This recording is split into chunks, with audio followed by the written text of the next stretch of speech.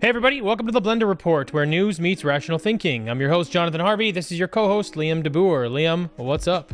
Not too much, man. Today we're going to be chatting about Quebec farmers taking to the streets in tractor protests, the majority of Canadians thinking that the country is broken and upset with the Trudeau government, the fired Canadian Biolab employee sharing virus samples with China and may have participated in gain-of-function research, as well as a Canadian federal government report claiming that 15-minute cities will save the climate and resolve the housing crisis. However, if before we get into things, you wouldn't mind giving us a kind review on Spotify or subscribing to our channel on YouTube, wherever you're watching, that would be greatly appreciated. All right, let's get started. So first off, we've got Quebec farmers taking to the streets in tractor protests. Taking inspiration from European protests, Quebec dairy farmers launched their own demonstration against government policies. Francois Pigeon, a dairy farmer leading the protest, hopes this tactic will spread across the province, and he envisions weekly events where farmers showcase their concerns. The protest comes just ahead of the provincial budget release, and several dozen tractors participated, traveling to government offices, including the Ministry of Agriculture. So will these blue-collar Canadians end up getting slandered like the truckers? You know what's funny? I think it had to be Quebec, just because they're the most like the Europeans, you know what I mean? I think that's where it had to start. In my opinion, this is exactly what Canadians needed. I think the farmers sort of demonstrating in this way has been deemed acceptable in Europe. So it's very hard for, the Trudeau government or the Liberals to really push back and try to vilify these people, because it's been an effective means of protest in Europe, which means it'll very likely be an effective means of protest in Canada.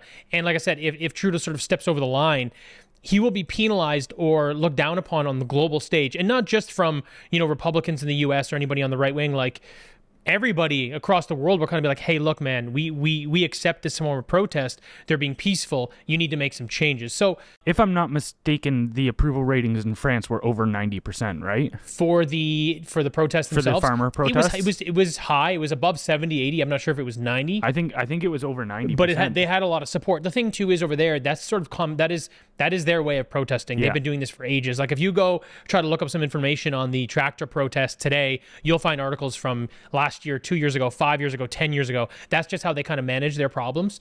And it's been effective, right? It's interesting because it's so disruptive, obviously, for society to have these tractors in the road. It makes you pay attention, right? But they're also crucial people. Like, you need them. You need the farmers, obviously, for food. So it's this weird situation where you're sort of damned if you do, damned if you don't, if you're the government. So I think no matter what, it seems to be a really effective means of protest. And, seeing how things went with the trucker protest, I think we needed to sort of change our strategy. You know what I mean? Even though they won that in court, I think that public perception of it was skewed, right? You look talking to a lot of people, they're like, yeah, like they it's a throwaway comment, like you're far right if you like supported the trucker protest, and you're like, no, man, like this wasn't about vaccines, it was about freedom, and people just don't really get that, right? So I think when you look at how things are branded in the media, the trucker protest was kind of skewed, whereas now these farmers, they've had success in Europe, it's sort of broke into the news, so doing that here will probably be seen in a positive light. Yeah, one of the things that I see being a big difference between farmers and truckers as well is also the ability that the farmers have to disrupt things. It's on a different level because the tractors are much more mobile than these large trailers. For instance, I saw in Europe, the police were creating a roadblock to stop farmers to get into the capital, and they just said, like, okay, and this drove, is in Brussels, drove, the EU headquarters, and then drove off the road into the ditch and just literally around the blockade, and then got back on the highway and just carried on where they were going. It's like, you can't do that with a semi, so it adds an extra layer there as well for that. I don't think that we're above slandering these farmers, though. We've seen it before where, the CBC, CTV, all of these media outlets just tried to make these protesters the truckers, which to me are just as essential to the our current society as farmers are, because you need them to move the goods. It's like you do, but here's the difference. You can replace any truck driver with any other truck driver, right?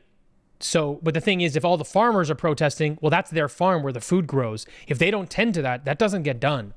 They're the ones that actually can control the food supply. I understand that they need to eat, then, you know, they need to survive, but I mean, they're the ones with the food essentially, right? So if you piss those people off, there's no one that will come in and actually do that job. No one can just can jump in and throw the trailer on the back of the truck and just go for a ride. Do you know what I mean? Yeah, sure. There's another, I guess you could say that they're harder to replace, but they're still, I think, just as important. I mean, I don't want to just label them cogs in the machine. But no, I agree. I think their level. Sorry, let me clarify. I think their level of importance is equal. Yeah. I just think they're much harder to replace. Yeah. Which makes them like a more formidable opponent. Yeah, I can totally get behind that as well. But it does go to that idea where somebody that is essential to our way of life, truckers, we already painted them as villains. Yes. Well, we didn't. You and I supported them. I was cheering them on. I say we as a country. Yeah. But I know. But you know, there was a very even to this day, there's still some negative sentiment, very common around the protests that happened with the truckers. Yeah. And it's still, if you're still, you know, we see it all the time where you'll still get the person coming by and just going, oh, you supported those people, you're a right-wing fascist or whatever. Of course. Yeah. And it's just insane. But I mean, I hope we don't go down that road. I think if there's anybody that deserves to be listened to, it's the people that make our world go round. And those are very much those people. And I think it's very interesting, though, too, that these central authorities, or even you look at, say, the Liberals, typically you would think that they were the ones who were looking out for the downtrodden. Like, they used to be, back in the late 1900s, they used to be the party of the blue-collar people, right? Like, they wanted, but now they're almost a completely elitist group. Yeah. And they've just completely stepped over.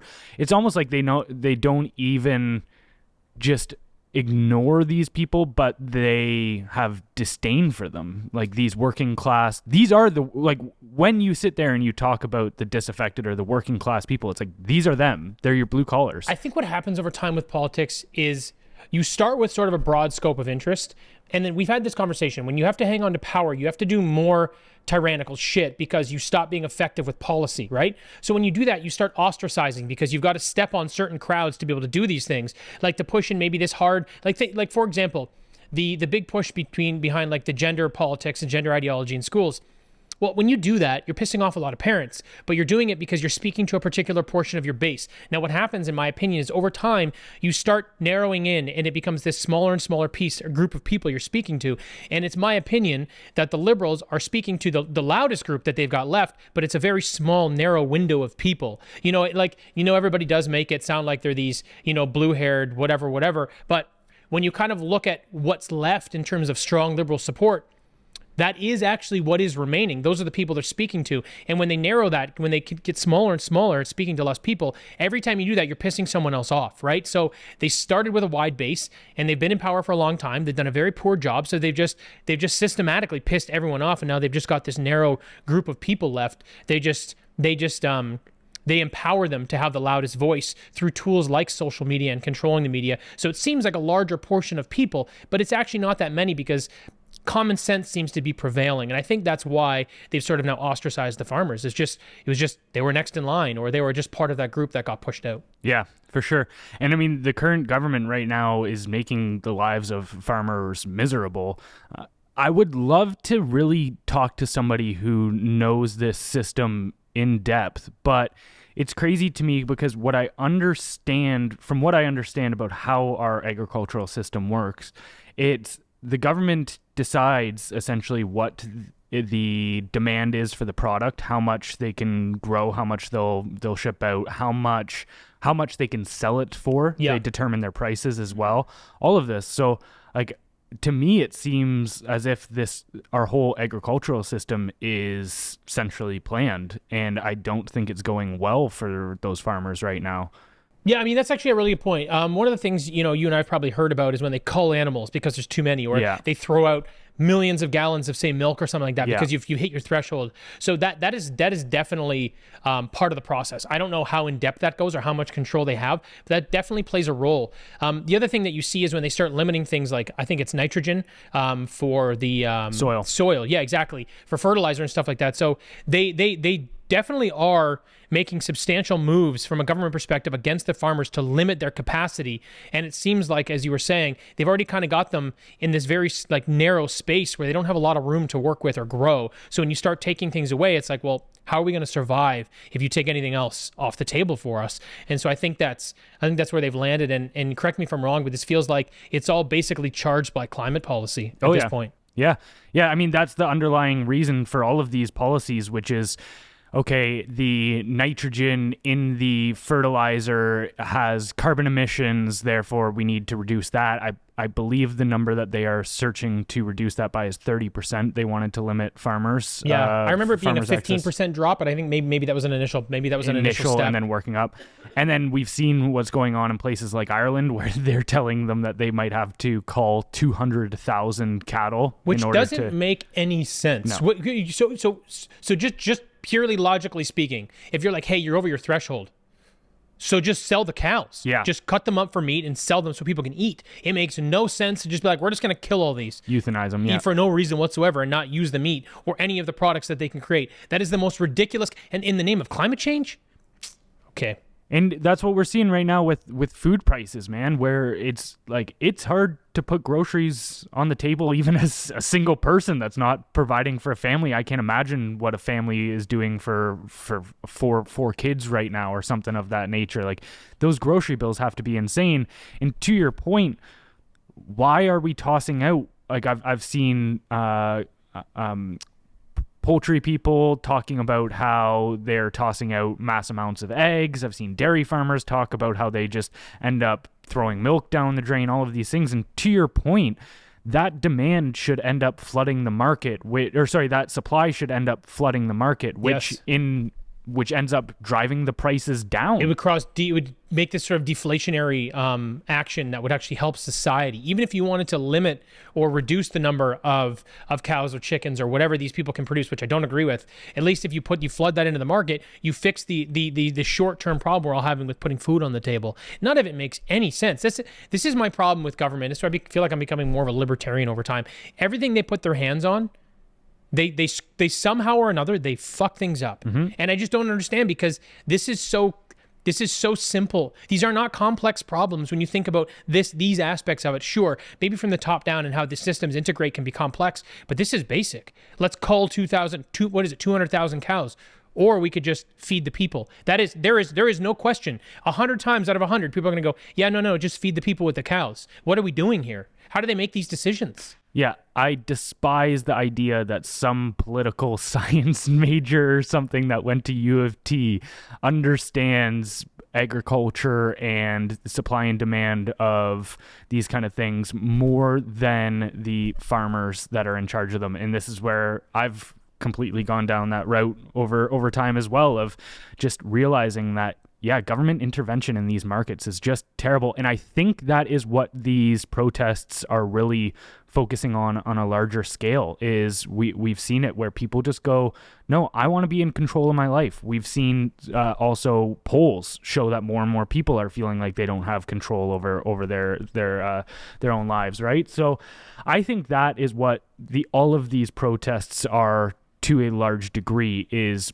the protesting of central authority, of central planning, of, hey, give me the decision-making power back. I don't want it in your hands anymore. It's done no good for me. Yeah. I mean, if you kind of look at that, what they were saying in the article, they're saying that, Quebec farmers, along with others in Canada and around the world, they're facing challenges due to government regulations. These include quotas and increased taxes, often linked to environmental goals. So, as it states here, many farmers have lost their livelihoods as a result. Yeah. So, yeah, it's just, in general, it's just like, it's that same thing we said last time with that Jordan Peterson thing. They continue to encroach more and more of your freedom, and then eventually you just push back and you have to fight. And we're at that point where we're pushing back. The thing that's a little bit discouraging, I suppose, is that this is just one of the areas that they're encroaching. If you look across the entire spectrum, they are right up in your face, and every issue that we have to possibly consider these days, and it's all to the detriment of society. And I don't know, man. I find it so disheartening. Like, none of it makes any sense. Like, it's just so ridiculous that there's a group of people that are like that villainous, that are in charge of the world. And I don't mean to sound like, I'm not trying to be hyperbolic. It's just, I guess some days you look at things like this and it's so illogical, and all it does is harm society, and it just drives me nuts, man.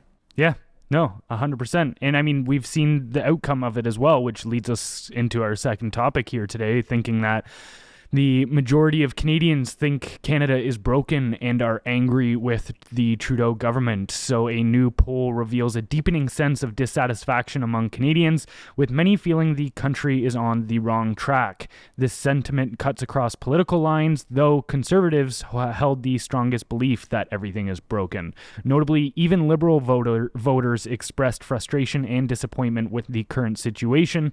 And some key takeaways from the poll are that 70% of Canadians agree with the statement, everything is broken in the country right now, and the main concerns driving this discontent are rising costs and inflation, shortcomings in healthcare, and the declining standard of living. So do you see these becoming the main topics of debate during the next election cycle, or do you think Trudeau will do everything he can to push the conversation in another direction? Well, so it looks like, actually digging a little further into the study, that people are not as concerned about foreign policy, like issues in Ukraine or Israel-Palestine, because like I said, you're not putting food on the table. So for me, even though he may try to push that, like, I don't know if you heard Biden's State of the Union address. It was preposterous. It was really bad. It was really bad. He just doesn't do anything to unite Americans. And don't get me wrong, I don't think Trump will do that either. But as a sitting president, that was so divisive. It was such a bad speech. But his big thing is like, we're going to fight for Ukraine, and we're going to keep fighting until this is over, and da-da-da-da-da, and Ukraine can beat Russia. And it's like, look, if Ukraine could beat Russia, they probably would have over the last 2 years. I don't want to go on too big of a tangent, but I imagine Trudeau will try to do a similar thing, right? He'll try to appeal to people's decency in fighting these wars. And it's like, hey, they're not really our problem. And, you know, we're not really aligned with them in any particular treaties either. And I'm not saying that you don't want to support them, but, you know, as far as that goes, you know, we don't really have a horse in the race. So anyway, I do believe that Trudeau will try to push this off, because when you look at domestic issues, he's getting crushed, right? And I think the biggest concern here, is that 43% of Liberal voters think that the country's broken. So because everything has become so politicized in the society today, politics play a role in literally everything. So back in the day, 10 years ago, you didn't care who the government was. You might have voted NDP because you were a young idiot. But you didn't really care. It didn't really change your life much. Likewise for me, I never really thought about it. But now we're in this cycle where politics play a major role in everything. So the reason that's important, the reason that's significant, is when the opposition is in power, it actually does impact your life on the day-to-day basis. Like, and you can look across a wide array of things at what the Liberals are currently doing with their policy. So it stands to reason that the significance of the leader at this time, based on where we're at in the cycle, is of utmost importance. And if 43% of Liberal voters are saying that the country's broken and they're not happy with Trudeau, that speaks to, like, that has so much more weight than it would have 10 years ago, because of how much more involved people are politically, and how and the wide range of things that politics do contribute to. So for me, I think this is a really bad sign for Liberals, and I think that, you know, I actually don't see them coming through with a win here. You know, I look at polls like this, and if you talked to me a few weeks ago, I'd say, Trudeau controls the media, and he controls the narrative, and he's going to probably put in UBI, or GLBI as Canadians call it, before the next election. But when I see stuff like this, it makes me think that no matter what he does, he can't get in, which is what I hope.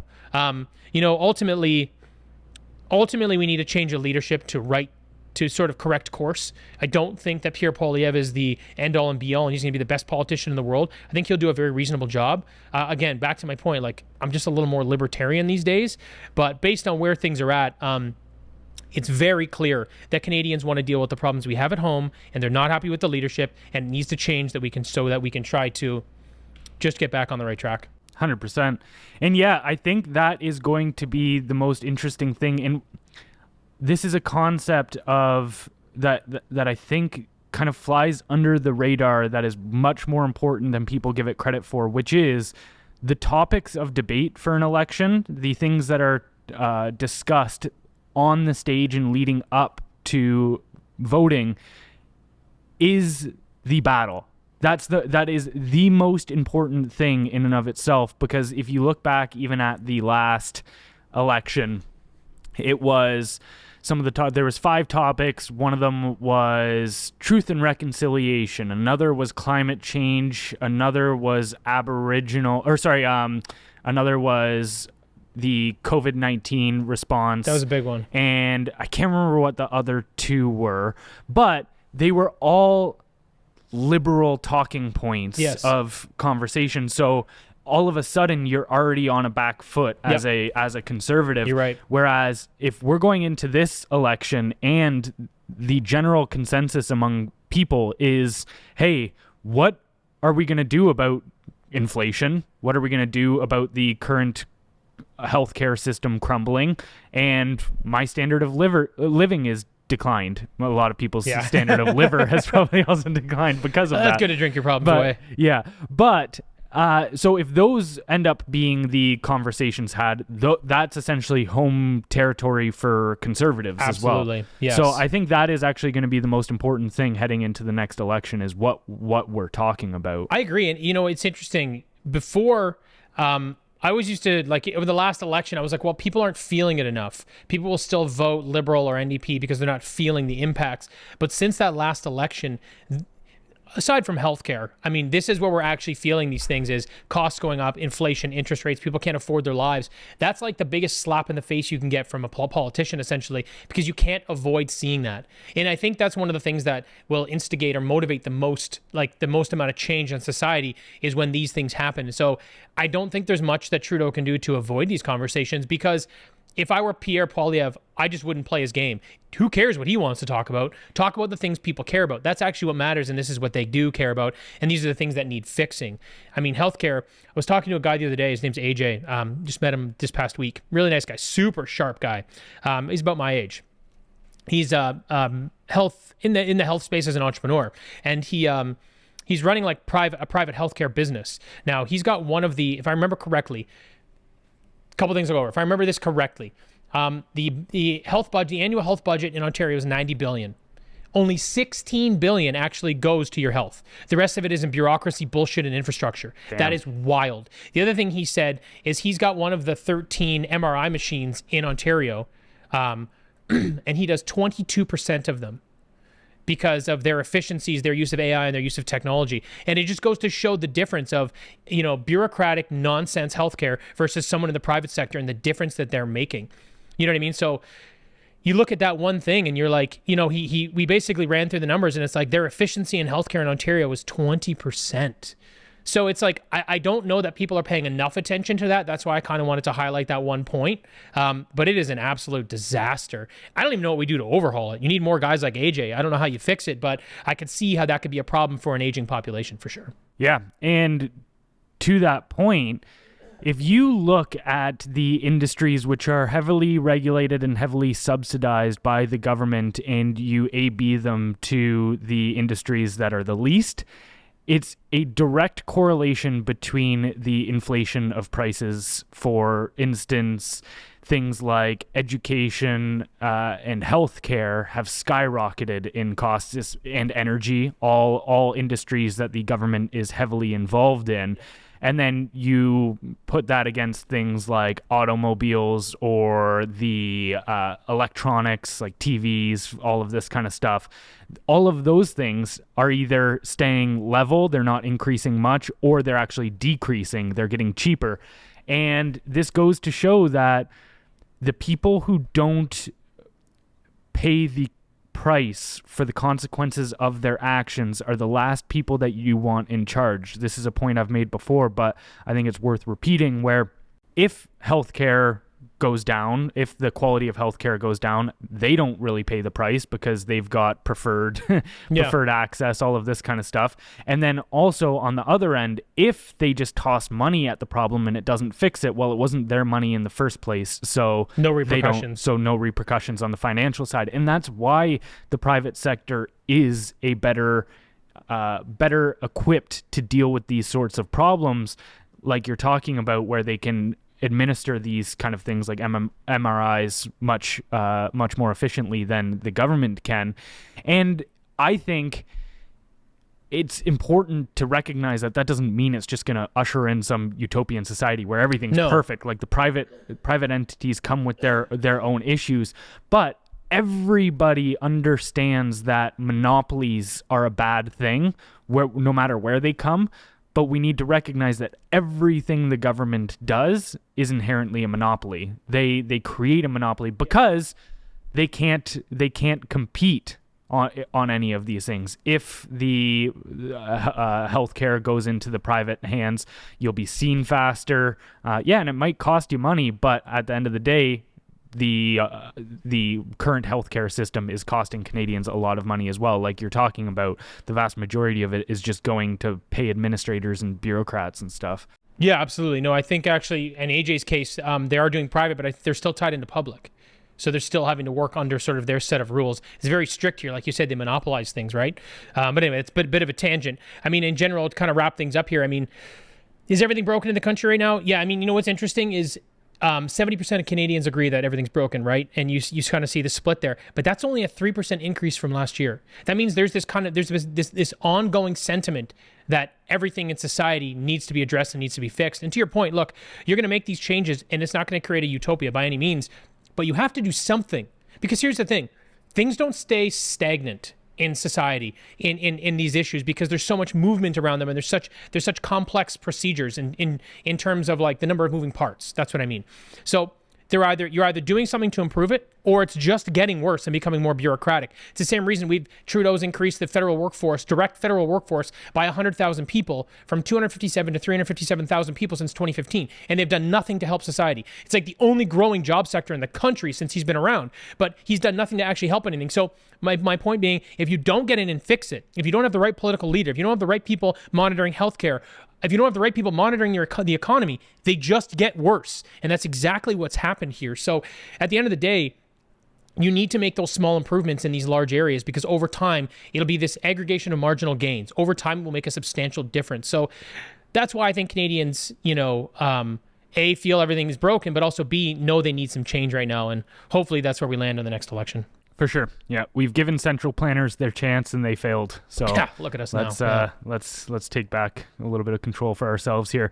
Moving on to another failure of the government, which is a fired Canadian Biolab employee was sharing virus samples with China and may have participated in gain-of-function research. A declassified Canadian intelligence document has raised significant concerns about security breaches and unauthorized research at the National Microbiology Laboratory in Winnipeg, Canada.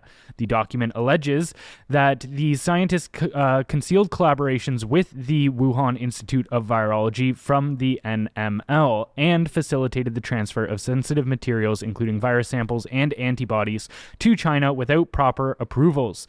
The document also suggests that the scientist may have been involved in gain-of-function research, a controversial practice of modifying pathogens to become more transmissible or lethal at the Wuhan Institute of Virology.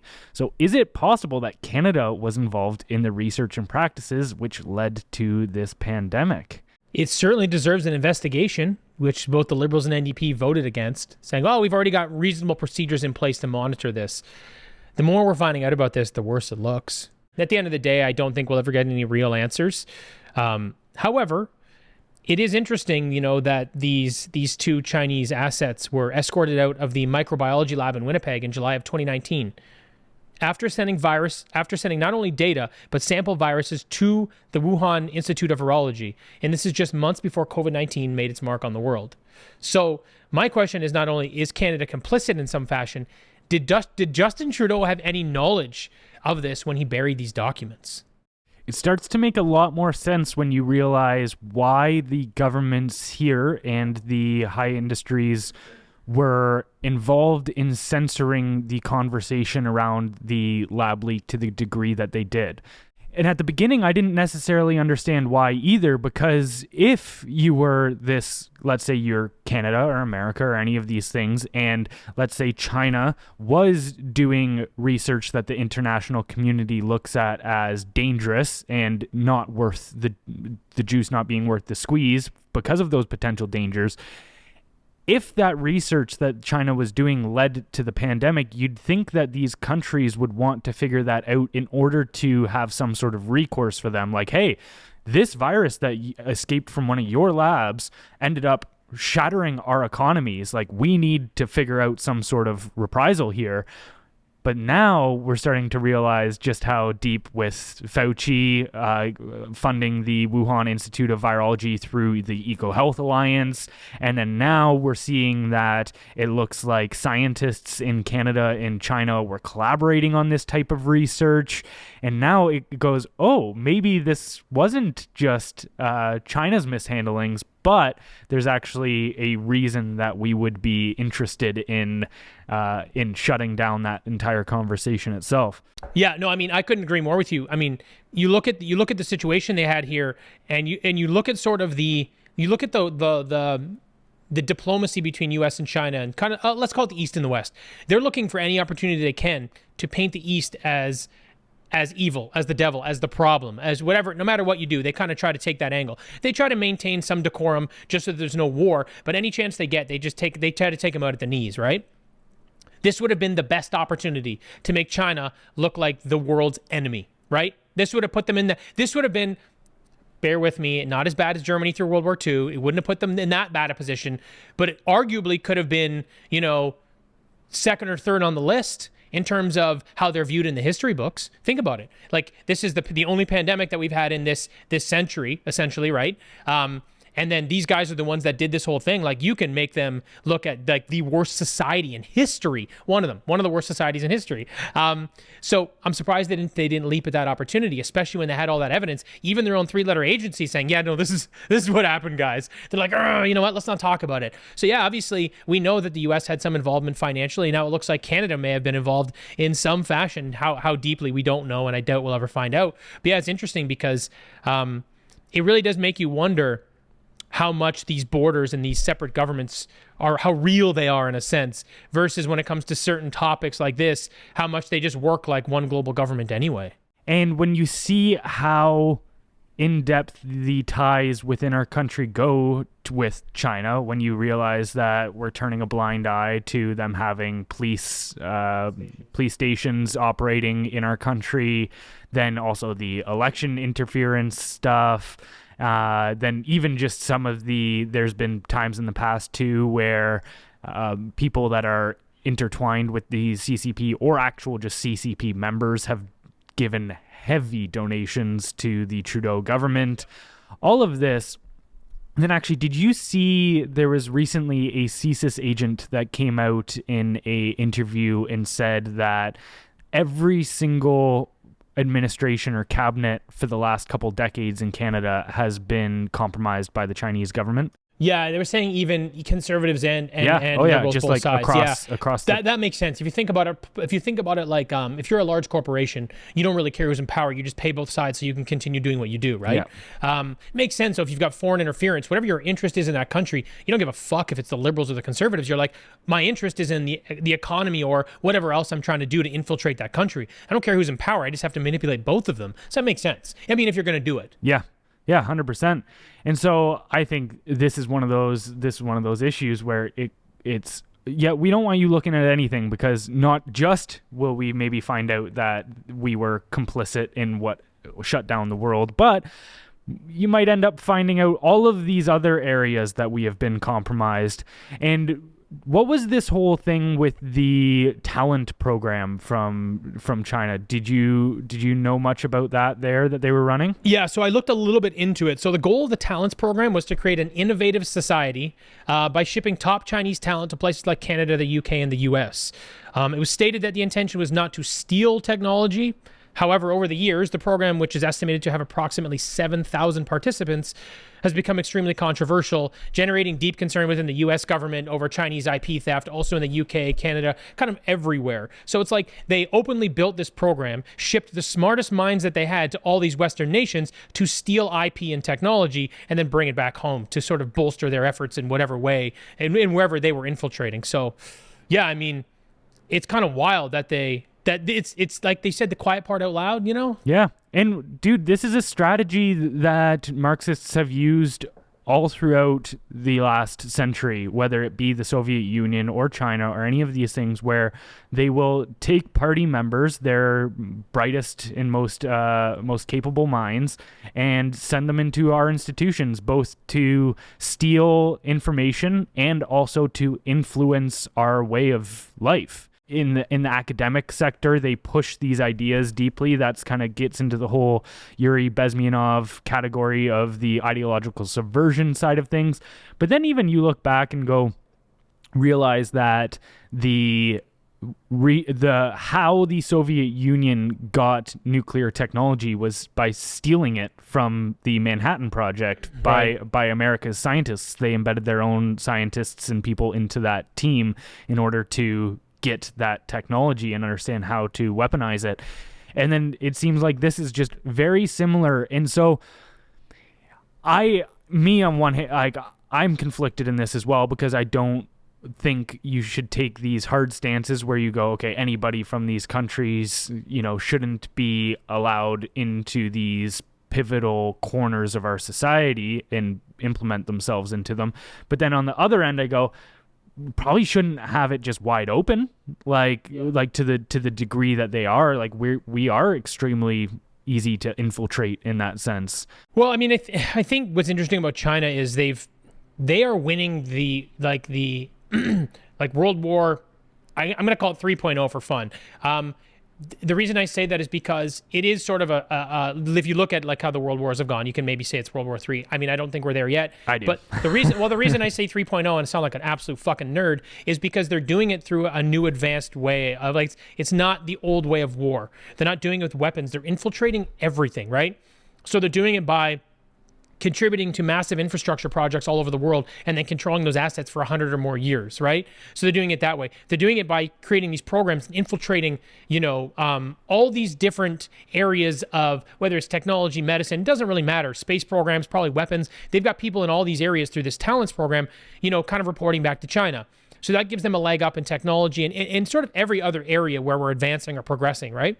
Then you also see it like, Canada is not unique in that China's been meddling in the elections. China's been fucking around in elections across the world in the West. So this is something they just do. Like they have got this sort of multi-pronged approach at sort of infiltrating the West in so many different ways to benefit their own society, and they're doing a really, really great job of it. I don't agree with it, but if you look at it tactically, then it is a good strategy. And I think it actually comes down with how to, in their case, it's because of their political system, in my opinion. By having more centralized power and by keeping the same family in power essentially for decades at a time, you can accomplish these much bigger, longer-term goals that we can't because of our society. Now, I prefer democracy. I prefer our way of life, but it does put us at a disadvantage when you're doing this, like in quotes, World War 3.0 sort of situation. Like we just simply can't keep up with them, right? So, I mean, I think that's their strategy, and honestly, right now, I think they're winning. And I think the reason that, I think we're already in World War III. The world's fragmented, and I think what you're seeing right now is it's like the beginning of a chess match where the players are just putting their pawns into place. Because that's always the first move, is you put your pawns into place in order to try to control the center of the board. You're essentially trying to create a geographical position, putting yourself into good space. And then you end up seeing the side piece players come into things a little bit more, your rooks, your knights, and all of this kind of stuff. And that's where we'll have a little bit more major players enter. And then you've got your really important pieces, your kings and queens. And those I look at like the superpowers of the worlds, the American, and they're always the last to move. You don't really get them involved unless you have to. And another reason I don't think we actually identify that we're already into World War III is because of the generations of warfare. So we're in 5th generation warfare right now, which is predominantly characterized by informational warfare, by cyber attacks, social engineering, misinformation, artificial intelligence, all of this kind of stuff, using those things in order to destabilize societies and economies. Whereas we still like to think of warfare as just this kinetic energy, like going straight. Bombs and guns. You stand in front of me. Let's you just figure think it about out. it in terms of casualties from the other side. That's how you think about it. But yeah, that was kind of, we're saying the same thing. I mean, you actually have a much more technical perspective knowing it as fifth generation warfare. But yeah, like we're sort of seeing it just, I'm seeing it from a more creative perspective because I didn't know that. But yeah, we kind of landed on the same page in a sense, right? For sure. Yeah. And so I think it is, we're in that space already. And I think these are instances of it where, they are infiltrating our, it's scary to think about the potentiality of, say, bio warfare. That's a real thing. And they're like, even it's so crazy how we don't realize that even at the time that America ended up dropping the nuke on Japan had plans to release the bubonic plague in America at that time. Yeah. So like, and how far in whether it was just military planning as maybe this is an option, or whether they were actually had things in place ready to go for that. Who knows? I don't know deep enough into that, but I know that it was a genuine discussion, at least, of the Japanese. That's wild. And yeah, like these things occur, and then when you see what we're doing, all of these research and pushing things forward, how can I make this more transmissible? How could I make this more deadly? And the scary aspect of these kind of things too is now that we're getting into the world of genetic coding and all of this, it goes, okay, can you create a virus that only targets specific kinds of people? They can. They're already doing it. They already said, like, basically it was I don't remember exactly what I know. It was Neanderthals to begin with. They're saying you're going to have a much harsher reaction to COVID. And I believe they actually said, like, African Americans took it harder, and it might be, I don't know who else, but I think that was one of them. They're like, hey, this is affecting them more.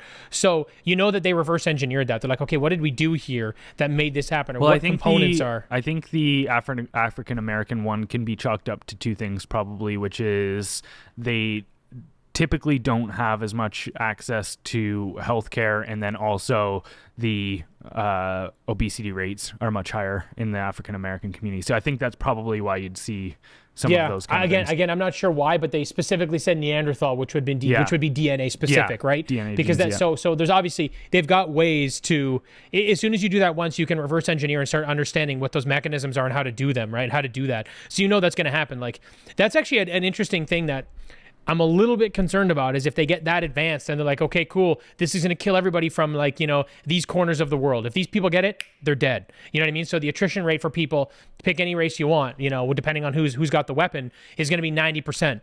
And it's actually pretty scary, but I mean, I don't know. I just hope there's not that much evil in the world.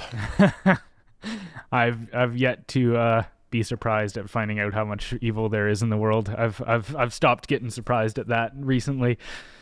But speaking of evil, heading into our last topic of the day, a Canadian federal government report claims that 15-minute cities will save the climate and resolve the housing crisis. So the report, released by the Task Force for Housing and Climate, recommends that all levels of government legalize density, improve building codes, invest in factory-built housing, and regulate housing growth in areas at high risk of climate impacts.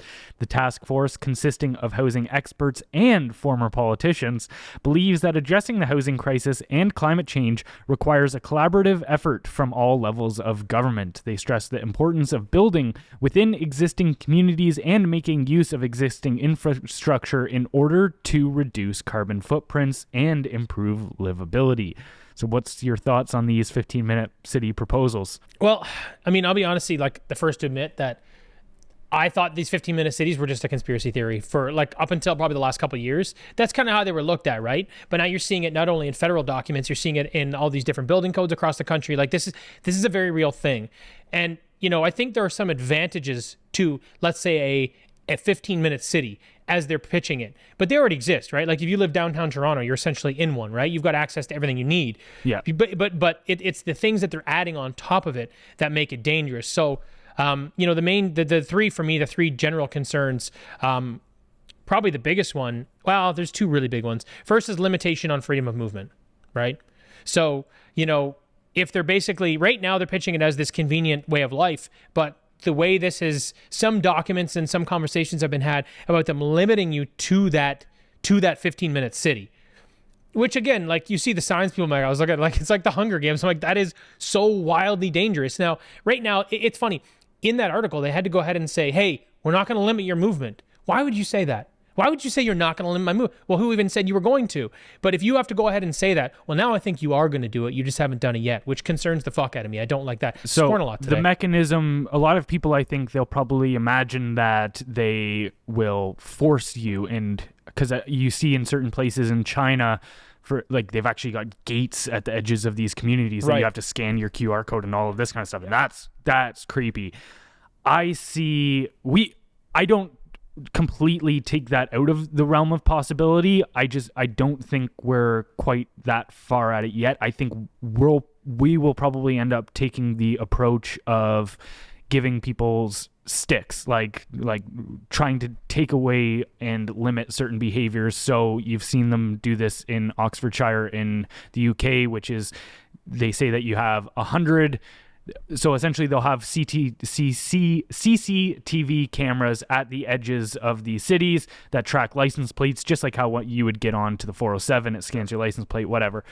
And your household will have 100 exits of your zone per year. So that's also, you got to factor that into the amount of cars you have. So you'll have, let's say you and your wife have a car that's 50 each, essentially. It's not 100 each, it's 100 per household. And then you'll just see us getting fines if we have too much of a carbon impact on our climate or whatever. So the problem, sorry, go ahead. I just wanted to, last thing about the evil of limiting somebody's ability to have freedom of mobility and take away private car ownership, because even in these C40 initiatives, they've stated that their goal is to have zero private car ownership by 2030. And so a study in Portland, Oregon found that people with no high school diploma were 80% more likely to have a job if they had a car, and they earned an additional $1,000 a month. That same study found that getting a car enabled such people to get a job more so than the high school diploma itself. So a car is absolutely pivotal in order for people to provide for themselves. Oh yeah, I mean, transportation is such a massive component to a successful society if it's a metropolis. Absolutely, like you need it. I mean, it's paramount. It's like cheap energy. You know what I mean? Like there's several studies that look the same. But one of the things I want to point out that you touched on, if they don't just say, hey, here's the gate, you can't go past it, they start implementing measures like that, like, hey, you get 100 exits a year, which again, they're doing in a Western country right now. So what that does is, like you said, well, now you have to pay fines if you go over the limit, right? Okay. So what that actually means is those are actually only rules for people in the poor and middle class, not for the elites. Because that's like any law or any rule. If you're going to get, a $50 parking ticket, because you're parking in a place you don't want to, but it's a convenient location, you and I are going, well, I'm not going to park there. Someone wealthy goes, I don't give a fuck. That just means I paid $50 for parking. I don't care. You know what I mean? So it's little things like that. But when you look at it in these scenarios, you see, okay, well, it's a $1,500 fine, not a $50 fine. Well, I'm not gonna mess that up. I guess I'll just stay in my little 15-minute city. But then you take that one step further and go, what's happening in our society today? Our country is becoming unaffordable, more unaffordable every day. So what does it look like Trudeau is going to do? Introduce universal basic income. So now the country, the government is telling you where you can and can't go. And if you breach those rules, you have to pay financial penalties, but they're also the ones that are putting money in your pocket so you can stay alive. You see how this control, it's not a gate, but it is a gate. It's a mental gate because it limits your movement anyway. Well, and have you ever heard about that study that was done with the chimps that were placed, and they put a banana at the top of a pole, and every time that a chimp tried to climb the pole to get the banana, they would beat it, essentially. They would physically, or shock it or whatever. And eventually throughout the generations, because initially the chimps learned, okay, if I end up going up that pole, I'm going to get shocked. I don't want that banana enough But then what ended up happening is as those monkeys had children, they developed that behavior, they implanted that behavior into those kids. And then eventually they didn't even have to shock any monkeys. There weren't even the original monkeys that were experiencing the shocks. And these monkeys were still afraid to go up and try to get that banana, even though they had long taken away that punishment. And so to your point, that's how these mental obstacles work, is if they just deter that behavior enough and quickly enough, we end up actually doing what they want for eternity, because that just those behavioral patterns, we just pick them up. Yeah, and I mean, that's exactly where I see this going. Like, it's you land in the same place as China. They just take a different route. So people don't identify it, and they make you sound like, well, you're a conspiracy theorist, you're crazy. It's like, no, just understand what it does psychologically and what these things do to society and how these mechanisms actually work, because it puts you in the exact same situation. I mean, the other big thing, one of my other big issues rather with it, which you touched on, is increased surveillance. I mean, they were already hyper surveilled, and that's how I feel. And it's way worse in China, obviously. They've got their social credit system. And if you breach these things, like, you're not allowed to use public transit, you can't travel, you can't get a job, you can't go to the movie theater. There is a lot of things you can't do if you're in the bad books in China. I know we're not doing quite the same thing here. I get it. I understand that our society is a little different, but they're implementing the same type of rule. Again, similar to our discussion that we just had about limiting the freedom of movement. They're going to do the same thing, because think about this. If they're surveilling you and now you've got digital IDs, right? Okay, now look at what happened through the trucker protest. If you donated money to the protest, a lot of people had their bank accounts frozen. So now it's the same thing, where if you break the rules and you have some sort of digital bank account, they cut it off. Now, I don't know what these situations would be or how that would work. Maybe it's if you don't pay your taxes. Maybe it's if you breach your city limits of your 15-minute city. I don't know what these things look like. But if they have control over it, they will slowly infiltrate and they will slowly start removing some of your individual freedoms, because they've always done that. They just continue to do this. They're just taking a bit of a different approach. And again, with these 15-minute cities, it keeps you, not only do they have hyper surveillance, but now they've always got surveillance on you, because you can't get outside of whatever their purview is. You know what I mean? Yep. So that's another, I don't know. Have you ever heard of the concept turnkey totalitarianism? No.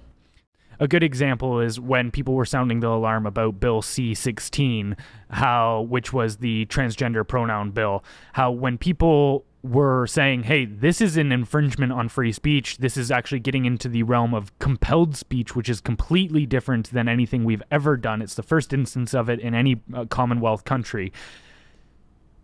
People will look at that and go, well, it's 2024. You're not getting put in jail because you didn't use the proper pronouns yet. But the whole turnkey totalitarianism aspect is that the mechanisms are in place, whether they're being used or not. And all of these things can be put in place: the 15-minute city, the CCTV cameras, the surveillance, the you can't leave this area. And then it can get all of that could theoretically get turned on in a single day and say, hey, all of these policies, everything that we've put in place, let's turn them on.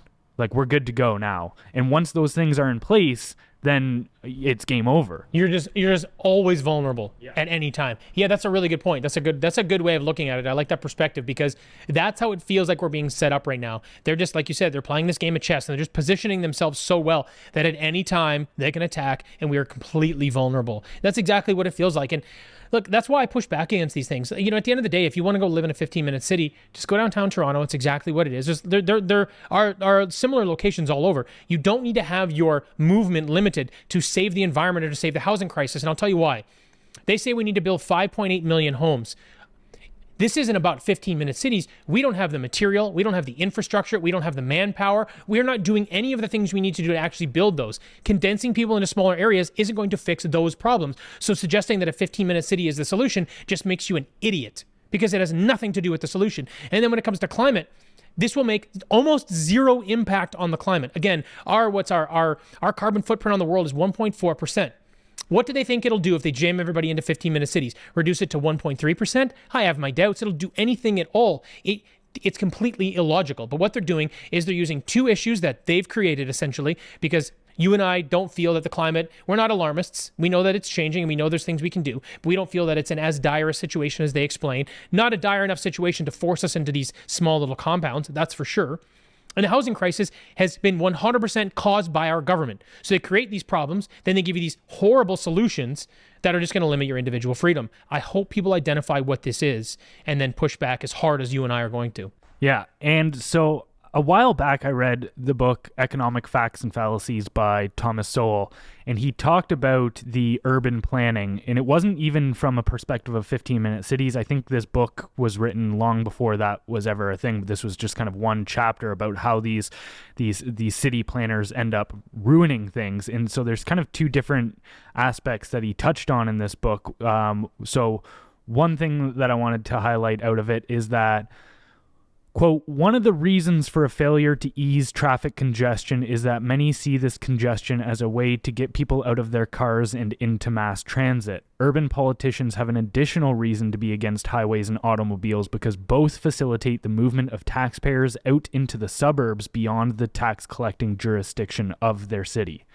And then another aspect from the more economic, so that creates the incentive of if we make sure everybody is in this 15-minute box, well, they can't escape whatever taxes and tariffs and stuff we impose on them.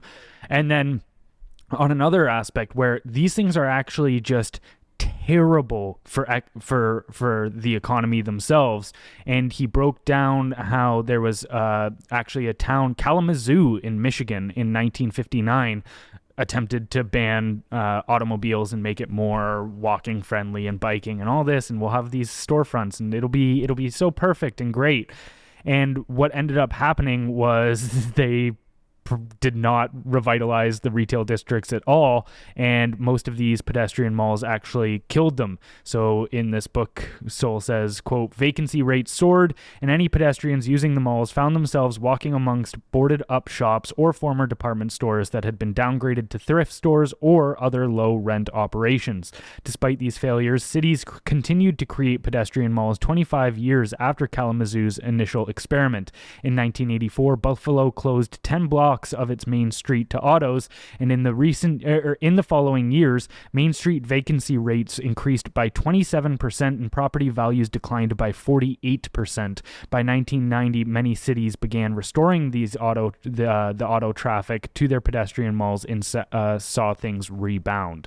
So when you infringe on people's ability to be mobile, it kills the economy itself. And so I see these policies as just it's the equivalent of tying a noose around our necks economically. Well, let's look at it this way. Tried, failed. What are we doing here? Yeah. End of story. You know? So I mean, for me, it's a non-starter, and I'm getting out of the city. I'm moving out next month. I'll see you later. Yeah. And also it goes to this idea of feeling like we can create this utopic perfectionist world. And I think that's what's happening right now, because there is no focus on the progress that we have made. So, for instance, before automobiles became a thing, it was primarily horse and buggies, all of this kind of stuff. And those actually had much worse environmental consequences, because one of all of the fields and stuff required for grazing these horses and creating their food, and then also the waste of the animals, their piss and shit all over the city, that created a whole issue itself. And then also just literally the carcasses of these animals, like they would just get left in cities, and that became a big issue as well. And then when the automobile came around, it actually ended up in improving the environment compared to these essentially beasts of what are they called? Beasts of burden is what they're called. Animals that can be used for these. So, and then you now look at our car use they're way cleaner than they were in the 1950s as far as emissions and all of these stuff go. So we've already been on the right path, and we're improving ourselves decade over decade. But it's this idea that all progress has to be made now, and we need to be able to live in a world free of any consequences. Like we should have zero carbon footprint, net zero. You're like, That's an impossible task. I'm sorry. There's so many different variables that come into play here that there's zero chance you're going to actually get to net zero per se, if whatever your goal is. So when I look at that, I go, okay, there has to be a different initiative here than to get to net zero, which I believe is just control. 100%. No, I totally agree. And I mean, I would have to look at some data on the impact of horse and buggy versus the environmental impact of cars, especially. I have to look at the scale and see how that all works out.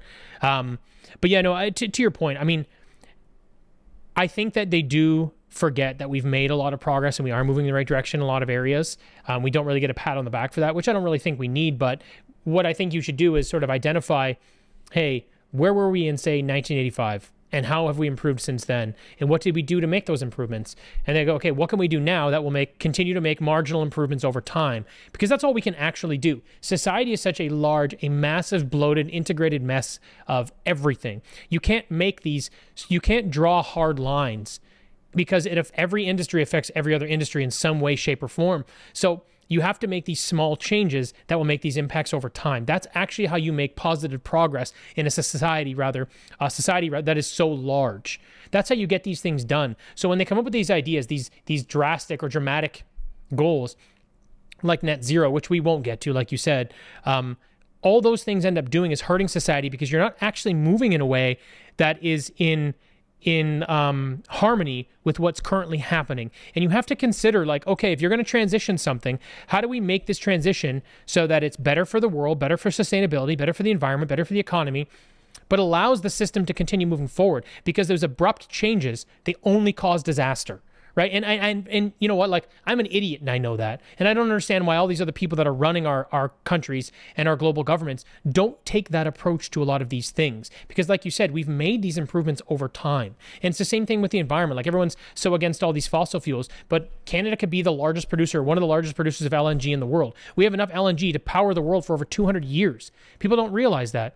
But we don't use it because, well, it's bad, it's fossil fuels. But if we did use it, it would actually improve, it would decrease our carbon footprint substantially, because that's a really good first step towards a much larger goal. But they don't want to see it that way. It's all or nothing. Okay, well then I guess it's nothing. Yep.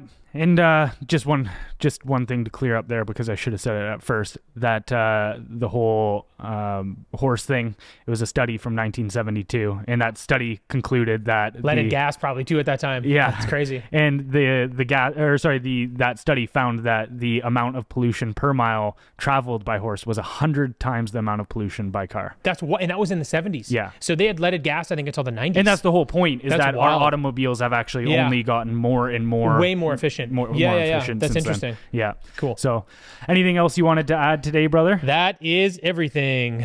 All right. Don't forget to head over to our website, blendrnews.com. That's BLENDR news.com, in order to sign up for our newsletter, which goes out 6 days a week. And we'll catch you next time. Bye, everybody.